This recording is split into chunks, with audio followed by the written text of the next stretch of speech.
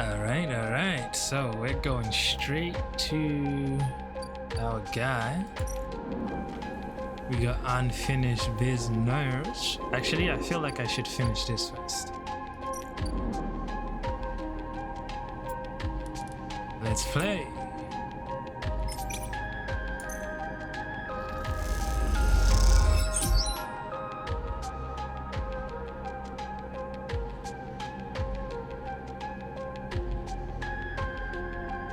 This is gonna give me energy, but is it also gonna give me low ender? I think so. It's just not telling me, right?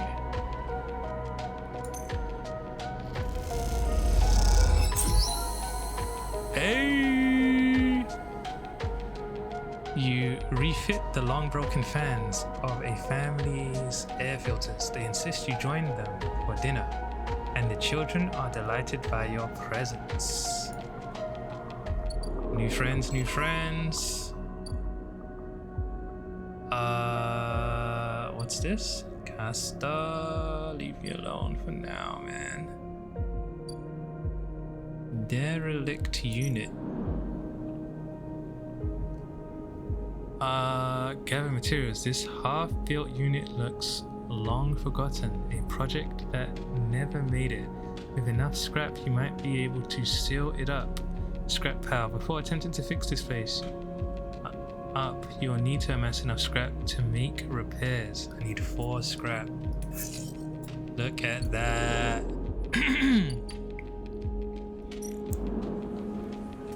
Okay, let's go ahead and progress. You feel stupid doing this, but the penguin says, take me to Tambor, and this is the only Tambor you can find.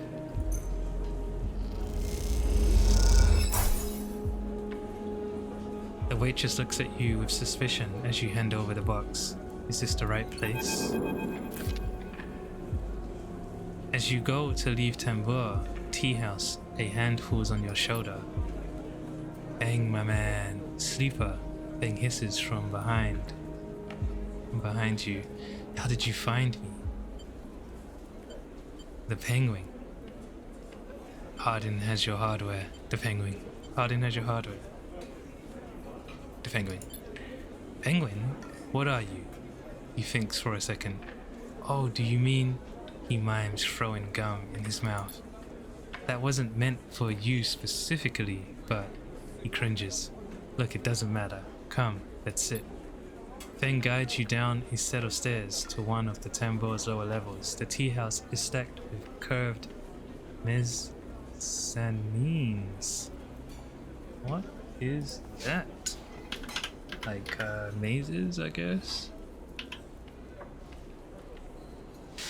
A mezzanine is a partial or intermediate floor between the main floors of a building. It can be used to create additional space in the building. Okay.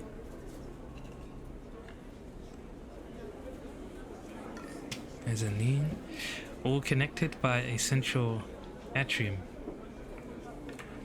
The levels are filled with makeshift booths and bars, and conversation bounces busily off the metal walls. Feng sees you looking around. This place used to be a fuel tanker's main drum, hence the name. The tea house part is a bit of a misnomer though. You can get anything that I offers from this place, but real tea isn't exactly readily available.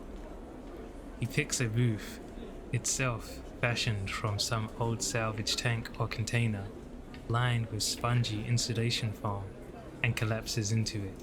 He looks around furtively. I guess that's like farly. Furtively.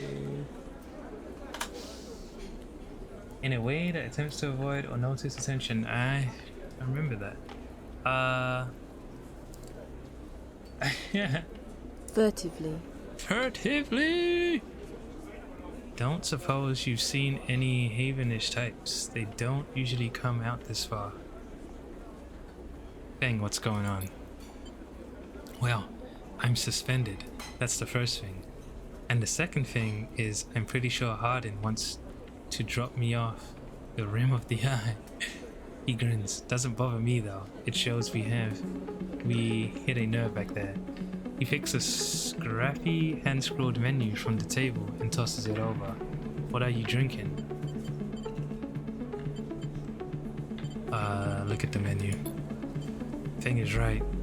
The menu is ridiculous. There's at least 10 different infusions, most of which you can't make out, but the paper is dominated by an extensive complement of esoteric alcohols and cocktails.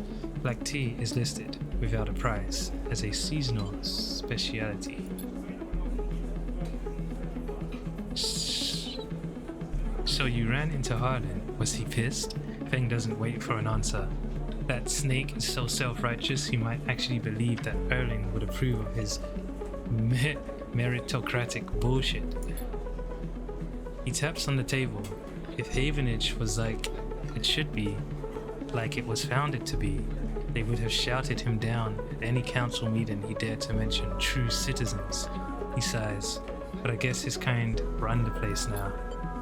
A young woman with a vine tattoo snaking up her arm turns up at the booth, a slate in hand. Your order? You skim the menu, your eyes glazing over. Time to fix something.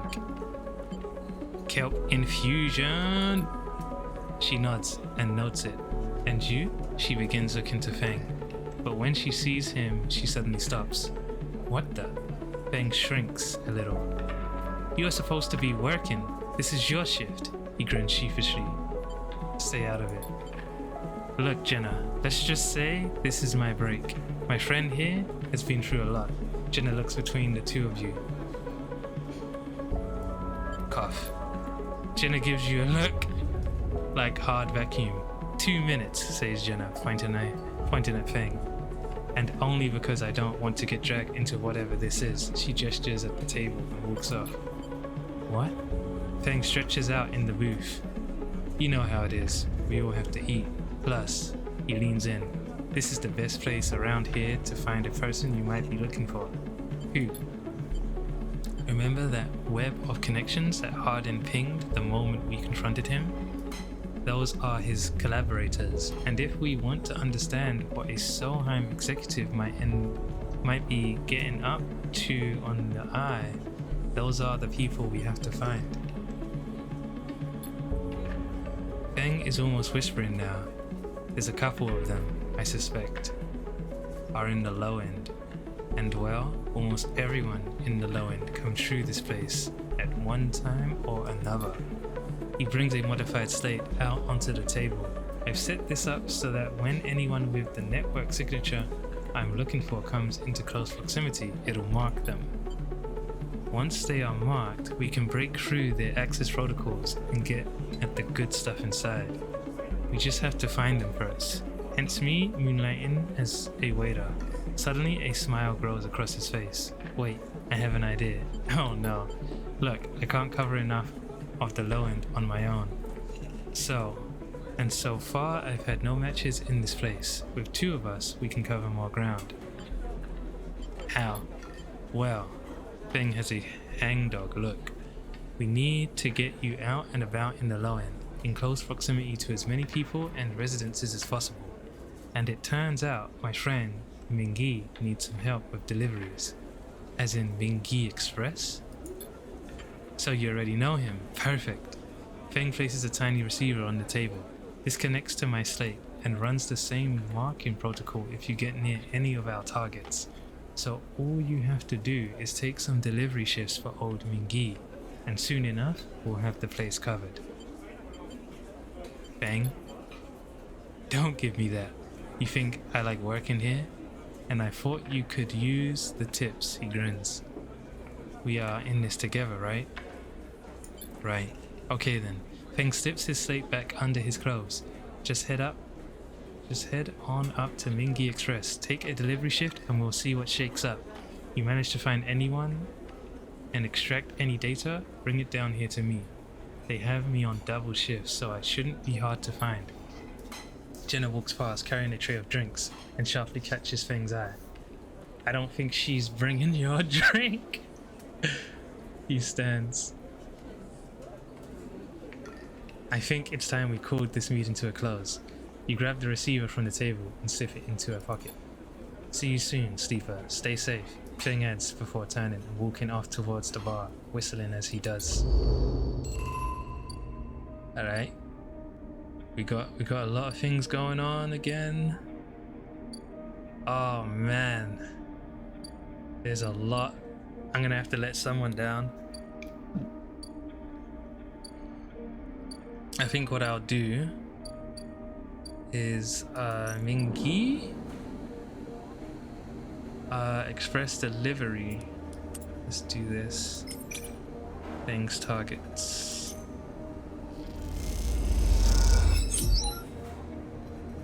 Two. Fang wants you to take these delivery shifts so you can locate and hack his targets. The tips are a small but welcome bonus. A shortcut across a bridgeway means free happy customers and free big tips. You start to understand the makeshift unit markings.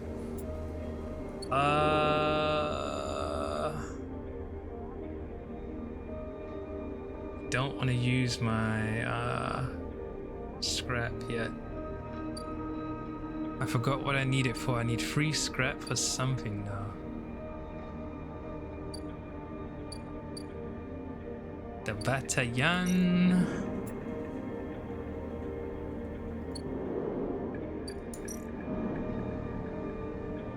Complete active scenes. Man, I don't want to talk to Caster. Not yet, not yet. Curious data fence. You cross between two walls of units, one of the cavernous streets at the center of the low end. The pressurized bridge is full of the clack of Tavla, the shouts of children, the whir of air filters. Sleeper. You turn to see Caster sitting at a Tavla table alone.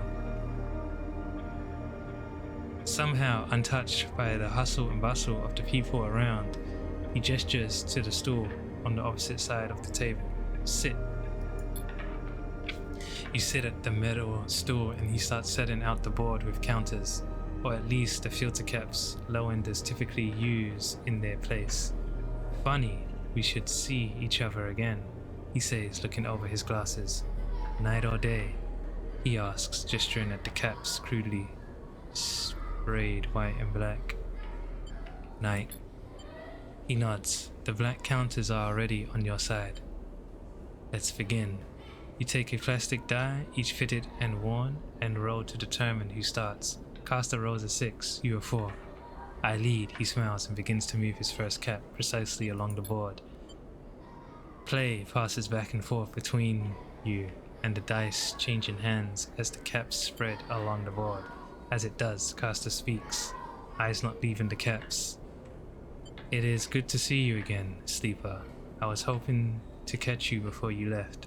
If only to play you at Tavla, he smiles. You take your turn rolling a 5 and a 6. Play aggressively. After all, a sleeper's mind must be somehow different to a human one. Being emulated, I mean.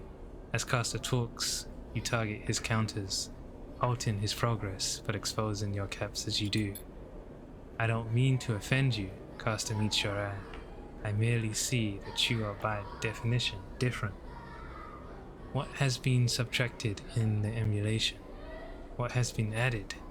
He stacks a wall of counters. A boundary you must break. He hands you the dice. Do you ever think about this, Sleeper? About what you were before and what you are now? Always. You roll a double 1 and solidify your wall. Caster whistles. The holding game, commendable. It can be brave to build from what came before. He rolls the dice and leaps your wall in a single move, but we cannot idle too long, Sleeper. The slower we move, the sooner we are caught. The past you is not just an idea, a concept for you. It is a living, breathing person. He looks up over his glasses, his eyes bright and wide. You split from them like a shadow splitting from its caster. They may be sleeping now, yes, but one day they will awake and carry on with their lives unaware of your fate, no matter what it may be. He hands you the dice, smiling. You are a branch severed from the main trunk, an offshoot who refuses to die, so to speak. You roll again, under pressure now, trying to slip your caps out from under casters before he solidifies control of the game. So what I am curious about is how you see yourself in all of this, caster asks. What does this tangle of truths make you? Driven. Caster laughs. That much is obvious, sleeper. I see it in your eyes. You are eager to make all this count for something. Caster looks away, through the glass to the crowded units on all sides. But driven towards what? He starts removing caps. His home board is now full. Is there an end here, or just endurance? You try a few more rows, attempting to get back in the game, but Caster clears his home board with a sense of the inevitable. He has known he was winning for a while. I feel I may have pushed too far. He slides another cap from the board. I apologize. My curiosity has a habit of getting the better of me. You roll to return a cap to the board, but all the spaces are blocked. Caster claps his hands apologetically. You play well. Really, your weakness is not your game. He smiles warmly. We have much to learn from each other. He slides his glasses back, up his nose and sits back. I feel we could share knowledge, ideas, perhaps even data. His eyes glint with that last word. To our mutual benefit, he slides his final cap from the board. It is over. He has won. I'll see. Please, I don't want to make you uncomfortable. He holds up his palms. My intention is only to help you endure here, and if I am able, feed my curiosities. The game over, you notice the bustle of the walkway once more, the call of the children, the deliveries, the arguments and reconciliations. They wash over you as you stand and leave. Caster nodding goodbye as you do. Crossing the walkway, you replay the moves of the game in your mind, looking for an opening you are sure was there. Caster's table. Shit. Okay, bro, I've got exactly what you need. Here you go. The stories about Yataghan are brutal, but I want the truth. A vile stabilizer should provide the motivation. Hey! One stabilizer. Haven protocols. What are the old guard up to these days, I wonder? I have a ship mind for you if you indulge my curiosity.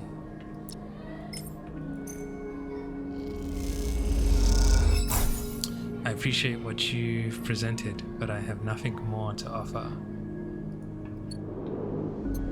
Good trades, good trades. We'll hold on to the ship mind, and the stabilizer is definitely a nice touch.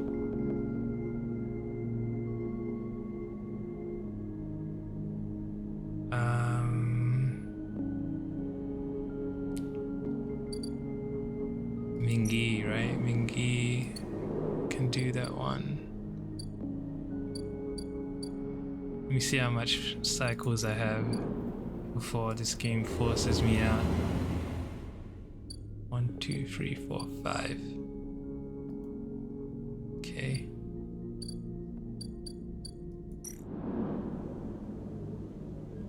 End cycle.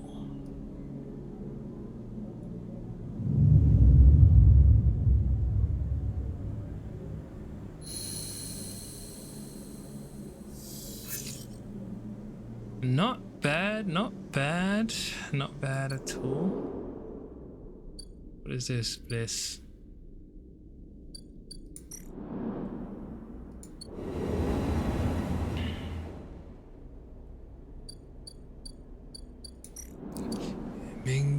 Espresso.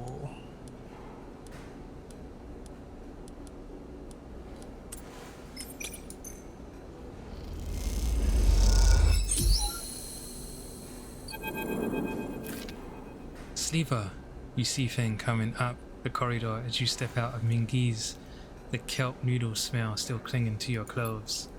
He comes up fast and stops close, looking around suspiciously. I don't have long. Take these. Feng palms you a couple of those metal thumbnail-sized drives, ripper worms. My slate has been buzzing like crazy. It seems your delivery shifts have turned up our 2 targets. He squeezes your shoulder. I knew you could do it. Now we nail those snakes. What do we do? I'm ready. Good to hear it. He smiles. Hardin's boys are all connected by some kind of closed network. You break the access protocols on both of them. You should be able to gain the location of the nearest network ports. Slot the ripper worms in those ports. 1 each, and they'll feed me anything and everything stored on Hardin's shadow network. He smiles. Can't wait to see what juicy plans they have in there.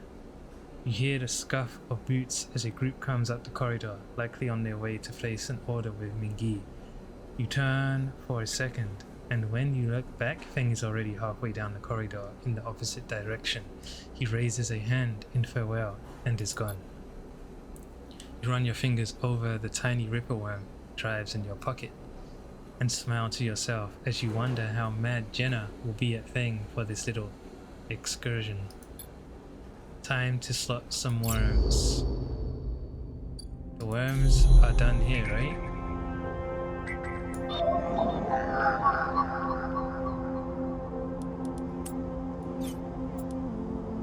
Fuck.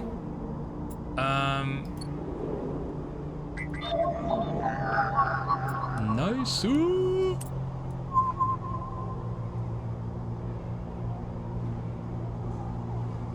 The security protocols on this agent are serious stuff.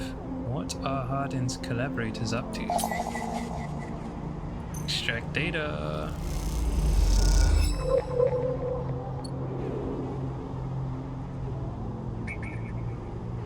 What? Hardin agent port.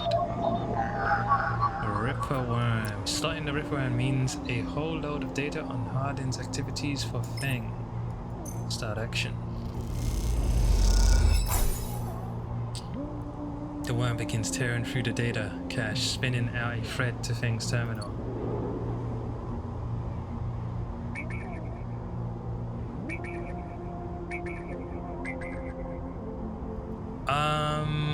I want to use this 6. Oh! I was trying to exit. Messed up again. At least I got this, it's fine. I'll make good use. You remember the guy who lived here? He didn't tip. Time for him to see the consequences.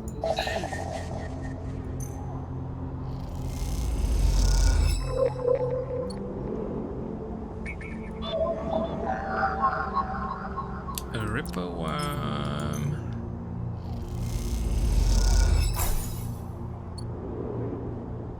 Alright, let's get out of here. Man. Messed up. Feng Tambo Tea House.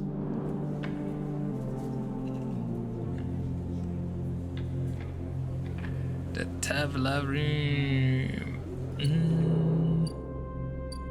Okay, let's continue this. Stretch the day out. As you walk into the tambour, you quickly spot Feng arguing with Jenna. Keep your distance.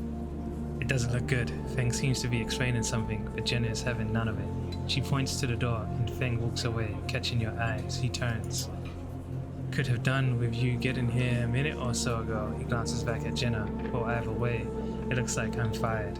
Good news is that it doesn't look like I need the job anyway. He takes out his slate, pulsing with pale light. Now, let's take a look at what you are really here for. The slate is a worming mess of cold streams, coming direct from the ripper worms as they dig through the agent's data and spin it into threads for the slate to pick up. Anything good? Thing scrolls the display with a finger. A lot of junk, a lot of dull as hell message threads, a lot of teachers' data caches, but Thing's eyes flash. Definitely some good stuff. He stops the screen scrolling on an entry and expands it. Check this out. Thing shows you the screen. You see a bold corporate logo, not Solheim's, and a word below. Conway, Thing says. He's working with Conway. Conway Extractions, right? Thing nods. He's been speaking with them personally. Got a whole chain of messages here, but it's mostly encrypted or redacted. He rubs his head. Damn it, this is juicy, but we can't nail him with it. You scroll some more. Wait, what's this? A wasteland reclamation facility? Right here on the eye? He glances at you. What's the bet? This place is tucked into the wastes. The wastes? It's the section of the eye Erling couldn't reclaim. Was too damaged, too cut off. Back before the collapse, people would have got there by going down the connected spoke from the hub. But that spoke's broken now, so the only way is the long way, round the rim, past the greenway. Shows you on his slate. Feng looks away, thinking. Conway have been making moves on their system since the collapse. I heard they took over one of Solheim's old belt colonies a while ago, moved everyone out and reclaimed the whole rock. Why work with Hardin? Access, old connections? Not sure. Feng looks back at the screen. But if Hardin is involved in it, then we need to check it out. Simple as that. So what's next? Feng stares out into the middle distance. We have to get to that facility. The answer to whatever Hardin has been planning has to be there. And we are going to catch him in the act. Give me 5, maybe 6 cycles, and then I'll see you on the greenway. I seem to remember there's some old service docks on the outer shell, up by the Haifa building. Should be a good place to meet. Feng squeezes your shoulder. Thanks again, Sleeper, for sticking with this. I haven't forgotten about that tracker of yours either. Thank God. But I'm going to need to be back in my bay to pull a solution together. He turns the slate around to face you, showing a mass of scrolling code. I've been working on a fix in my brakes, he winks. Feng grins. See you soon, Sleeper. And he walks out the door of the tambour without looking back.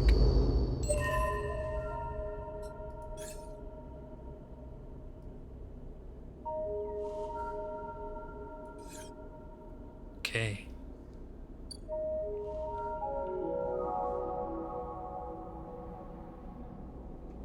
Past the greenway.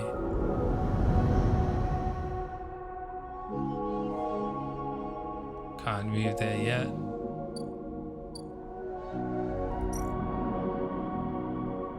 Let's see. Risking it.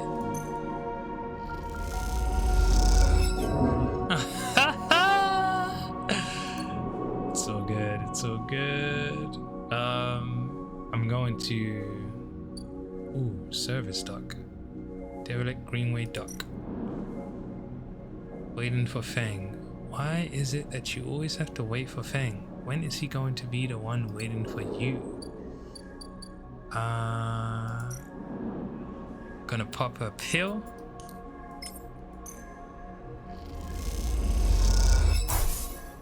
And the cycle.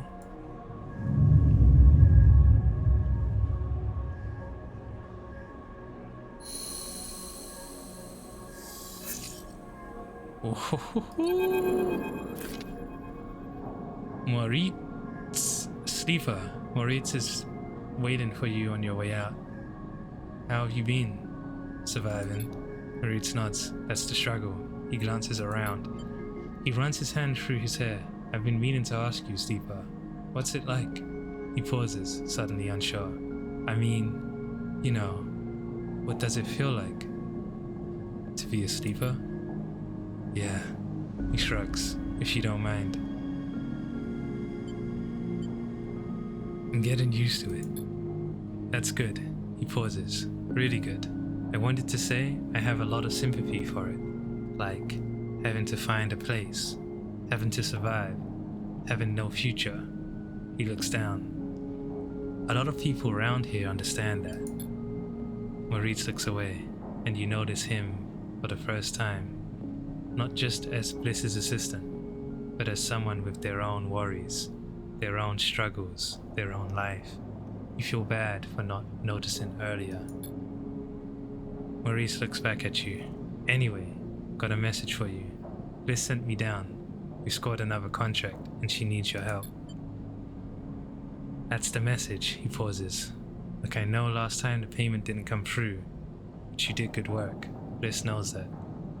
It's no problem. Okay then, he pauses again. She's doing her best, you know. I know. He nods. See you up there. Maurice turns and strides off, leaving you in the corridor. Time to help Bliss, and maybe this time, you think to yourself, it'll work out. Okay. Maybe it will. Maybe it will. 'Cause I ain't working for free any longer.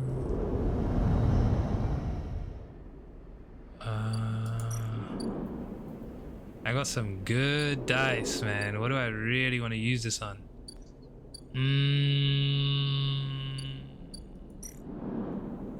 What do I really want to use this on, man? Gee. Buy some scrap for sure. 16? Ooh. Get again, get another one. Ooh. Ooh. I got one of the big boys. Ooh. Okay, random scrap. Where did I need free scrap? Let's go do whatever that was. I think it was the Greenway.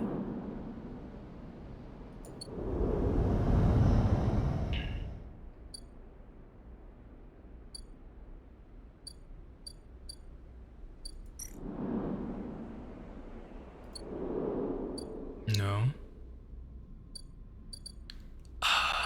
The wastes? No. Service dock.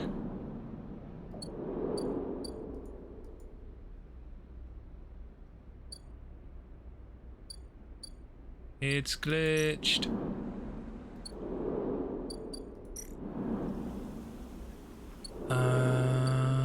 So not the Greenway.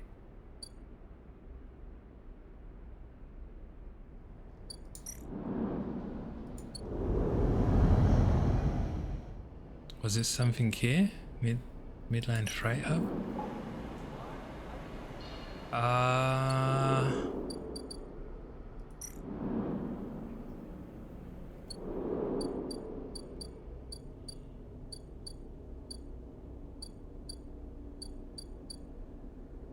Repair's office. I still gotta do that.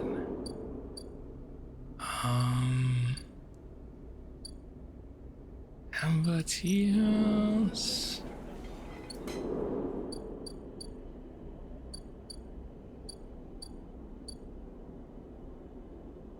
Yet again, dispensary. Oh, no. No, that place. What was it? Only place left is up here. Am I going crazy? What is this? Is that the job?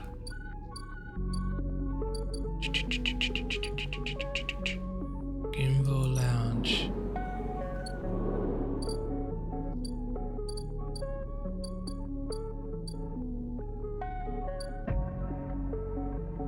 There was something that wanted free scrap.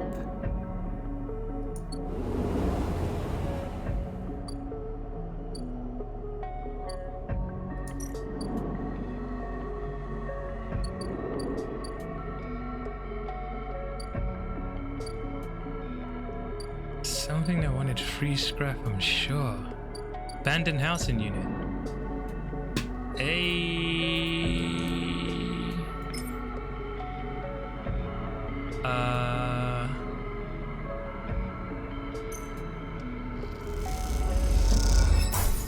You tuck the scrap into the shattered interior. It's hard to imagine this place as a home, but it can't be worse than a container.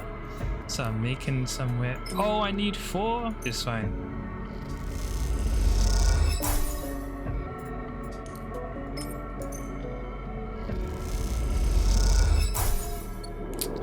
It's fine. Use scrap. No. Chance to gain random scrap if I do engineer. See if I can find any engineer work. I think it's time for us to go to what's her name. Hopefully it's engineer work.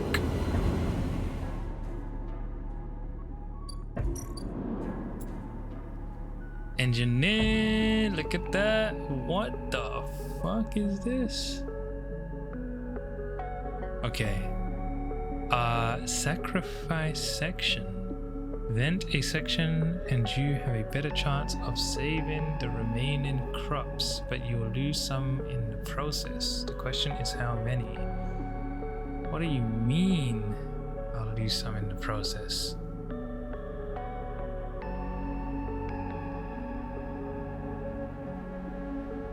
Saving the crop. The sycamore seed needs to be reinforced and sealed, otherwise the crop will be lost. We're gonna do that first.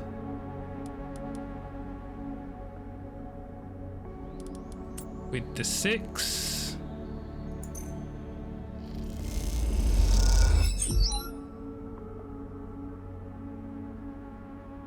Cool. It's fine. It's fine. Now let's ball out. Oh, I should have read.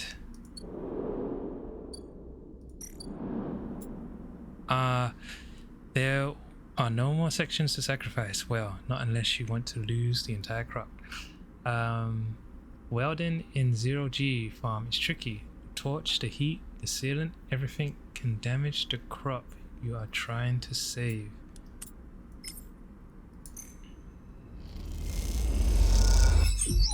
With Bliss at your side, you work neatly. It is impossible to cause no damage, but you limit as best you can. Don't worry, we are doing good. One more. Easy work. You and Bliss are floating in the bay's airlock, waiting for it to cycle. You pick a few leaves from your clothes as you wait. They float around the chamber as if carried by a lazy wind. Clean work. Bliss bows a little. Well, thank you, Sleeper. You didn't do so bad yourself. She checks her tool belt. Seems like we are getting into a good rhythm. The now familiar sequence of clunks and rattles sound out, and then the door hisses open. The moment it does, you know something has once again gone wrong. No way. What's all this? Bliss asks a confused looking Moritz. Oh. Sorry, once.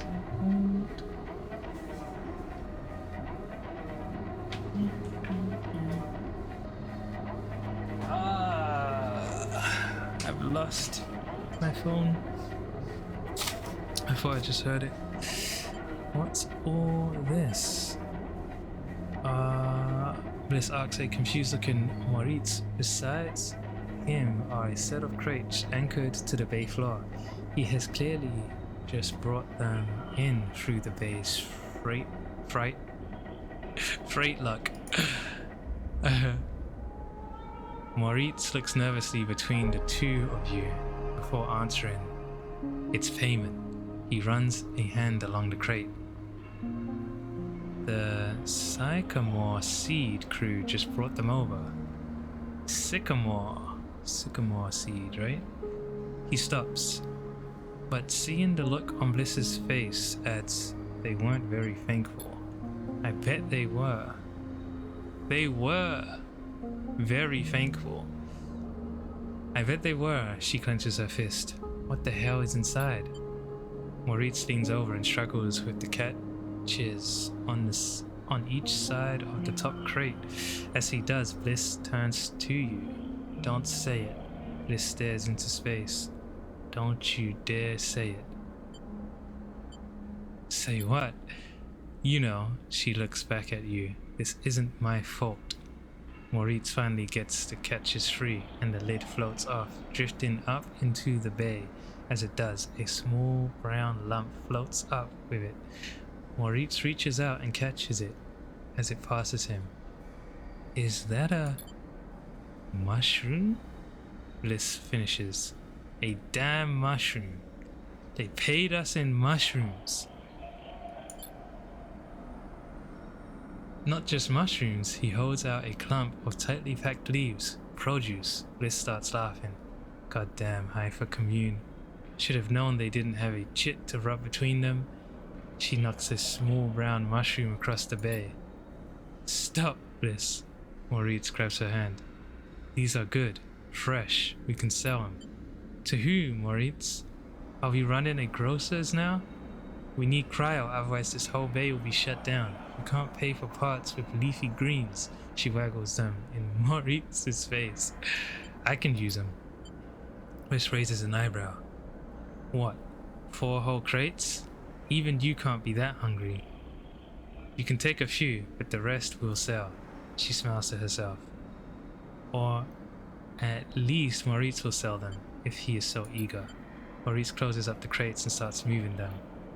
It isn't that bad, Bliss. It's a step in the right direction. He glances at you, looking for backup. They'll sell well. Bliss sighs. Look. Looks like I went into business with a couple of wannabe farmers. She laughs. Prove me wrong then. Show me this is a windfall. She kicks away the new patched together terminal. Until then, I'll be working on how to keep this place open. Moritz smiles to thank you and goes back to moving the crates. You'd better be on your way too. I only got 3? Nah, they got 3 crates and they gave me 3? Oh my god. Okay. Yeah. Ah man. Things ain't going the way I want them to go though. By now, I wanted to cross the greenway. We wanted to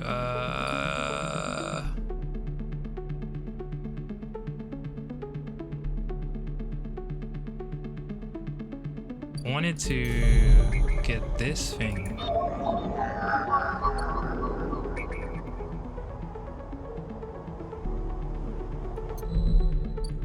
But I don't know how.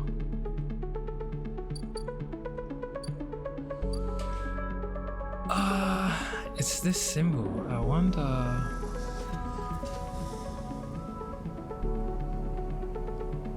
If I have to do something here. Barter for food.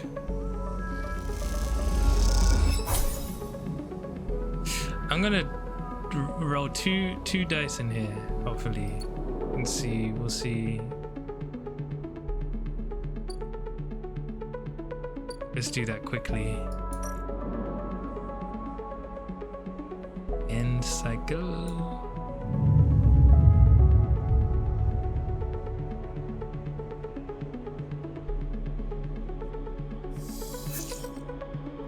Perfect. So, we are going to go ahead and see.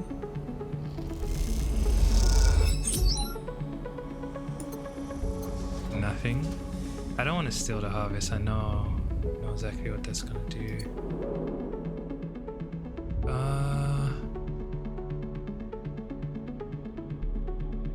rough. Really rough.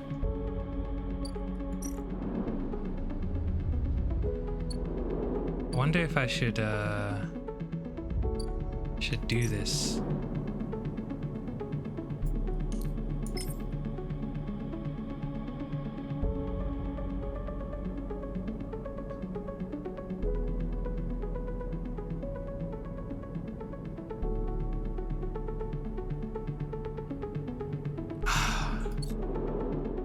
I'll hold off on that.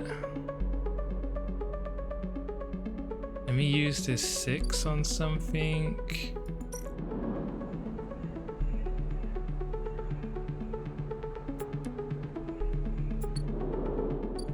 What can I use this 6 on?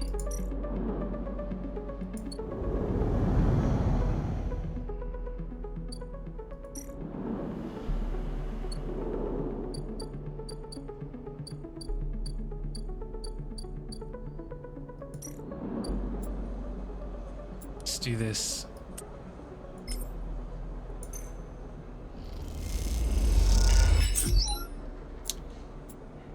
Damn. Gonna re-roll. Not bad.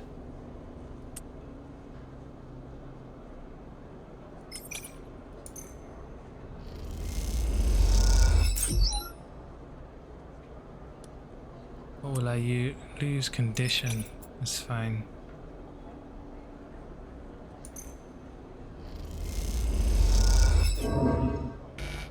Ow. As you say your goodbyes to the other enforcers and walk back through the low end, a chirruping catches your attention. Sounds like a bird or something. In a quiet corridor, away from the main thoroughfares. Thoroughfares? What is that? Roads?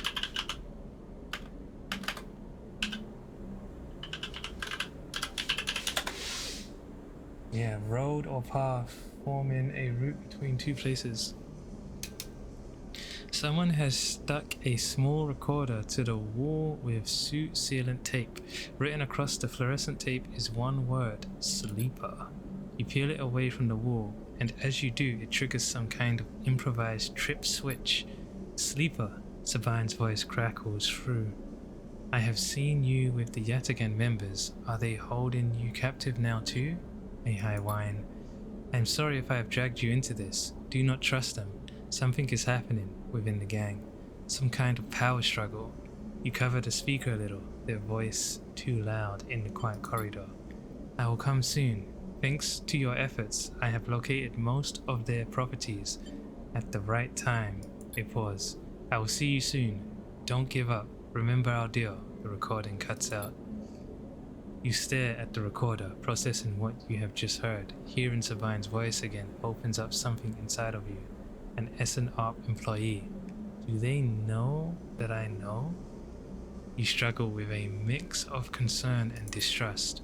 You throw the recorder into a nearby waste chute as you leave the corridor, still unsure who to trust, and head quietly out of the low end. I'm gonna go rest with this one.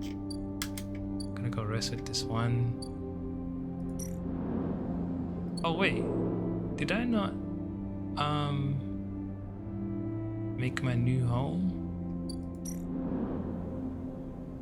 One time.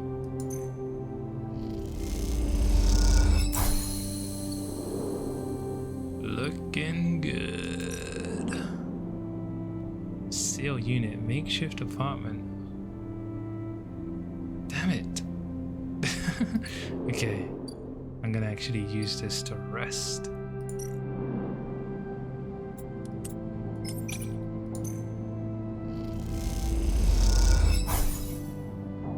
Looking good. Now I can end cycle.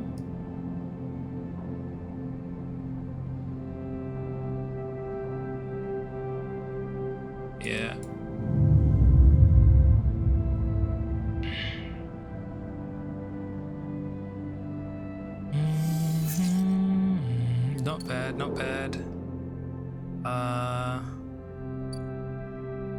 So let's go back to...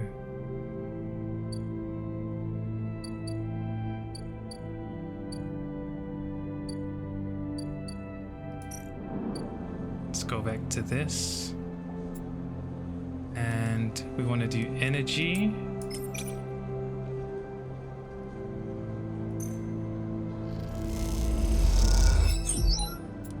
Feeling good, looking good.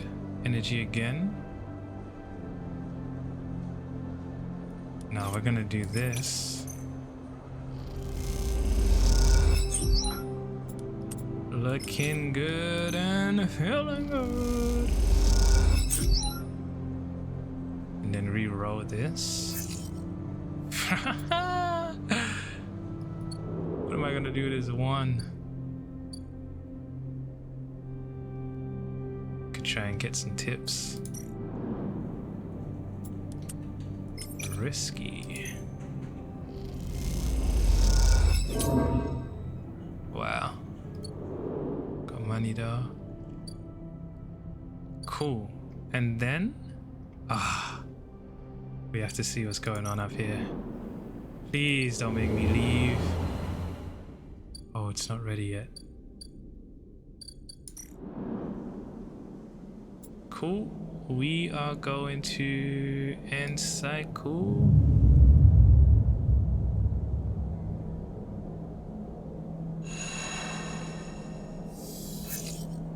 Look at these whack rolls.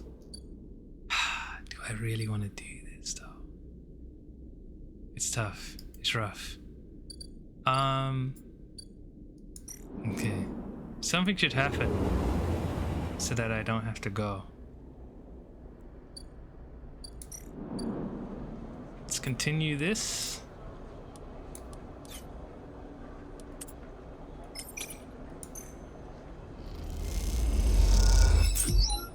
Gonna re-roll. Not too bad, not too bad. Let's risk this. Start action. Hey, let's do this.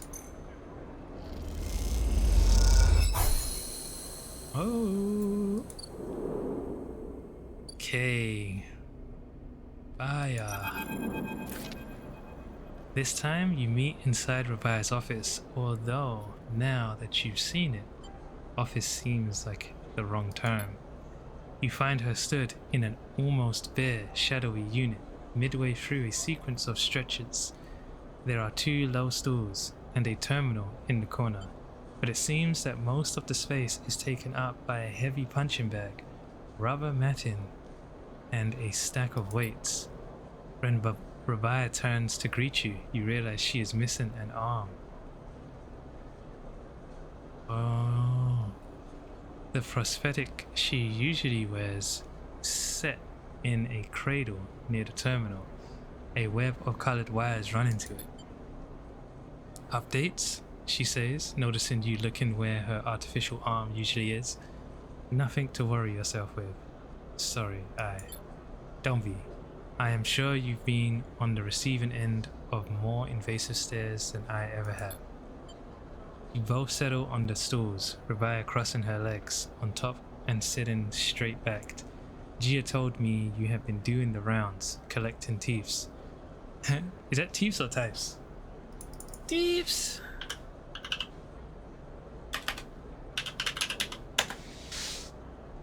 Tithe. Types?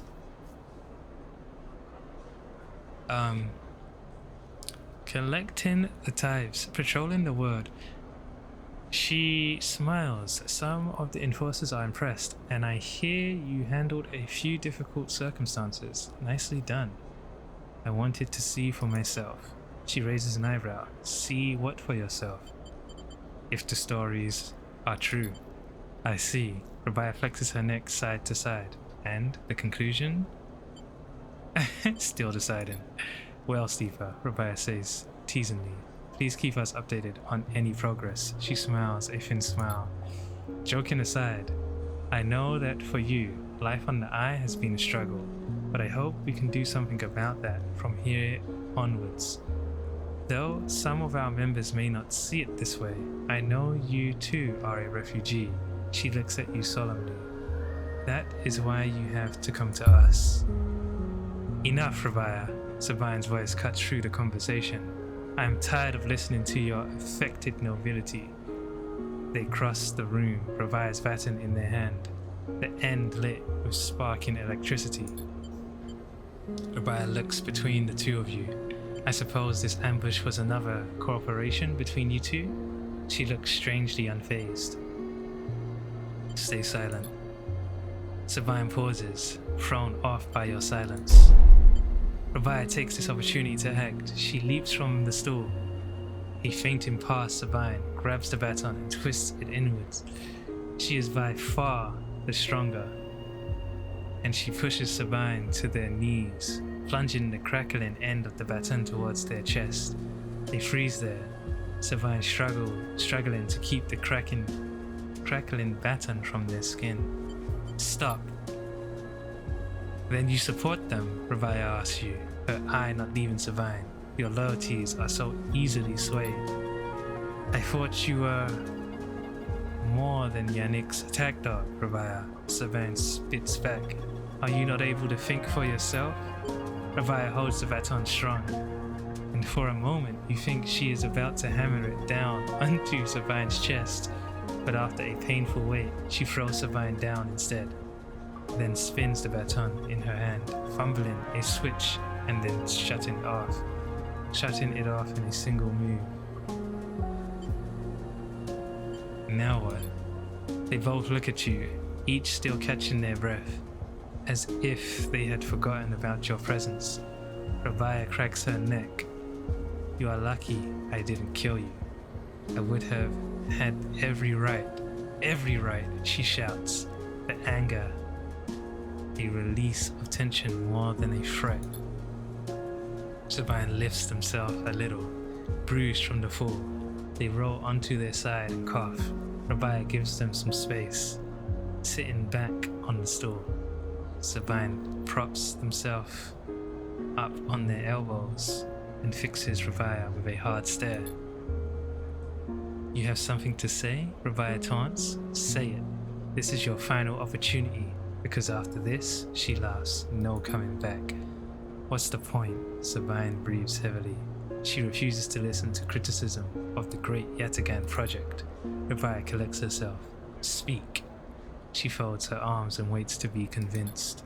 Sabine takes a breath, organizing their thoughts.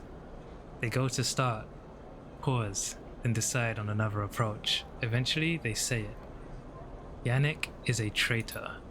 Rabaya immediately flinches.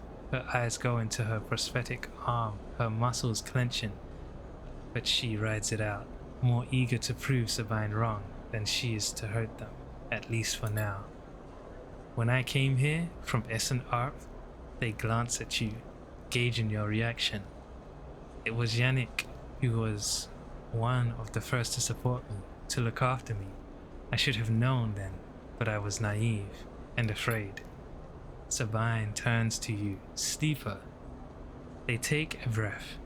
I know that I should have told you I worked for Essen Arp long ago, but I thought you would abandon me, and you are my final friend. What you should know is that I left Essen Arp because I was running for my life.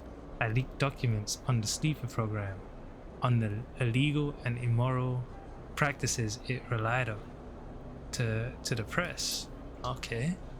Essen Arp wanted me dead, and I fled as far as I could. To this refuge at the edge of the surrogate systems. Sabine stops to collect himself. What does this have to do with Yannick? Rabaya interrupts. The sleeper knows you are Essen Arp. I told them, and while you hide beneath the cover of being a whistleblower, you and I both know you worked on the sleeper program. Yannick told me as much. Sabine's face falls. It is true. They glance at you and then away, ashamed. They lift their head. But it is Yannick, not me, who is in the pocket of Essen Arp. Rabaya flinches again. I can prove it. He made some kind of deal to keep me here. to tie me up in debt, to lock me away. In exchange, Rabia slams her hand on the desk. Just tell us, for God's sake.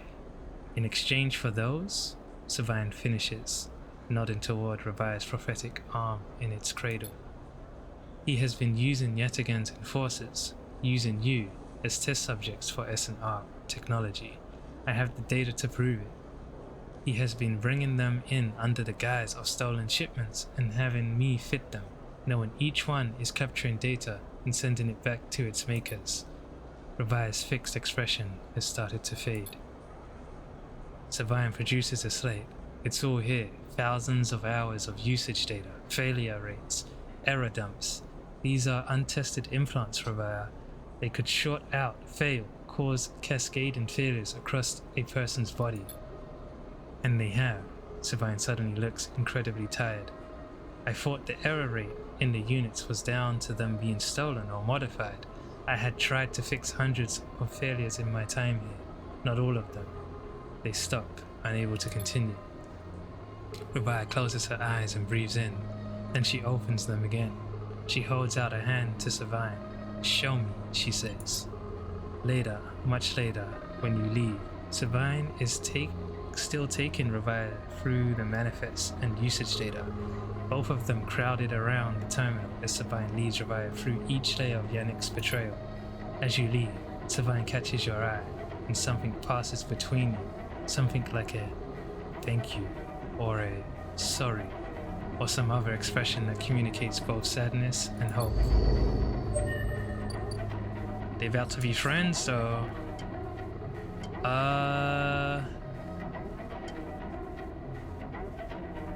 3 points. What would I want though? I'm not sure.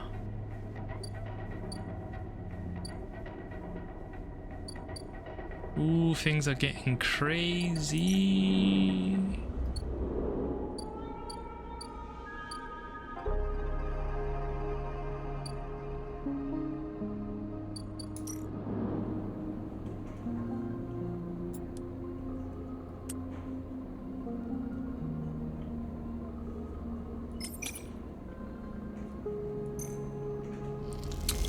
And some cash. Okay, I guess the next thing we're gonna do is enter hub. Let's see if it lets me sleep. It might not.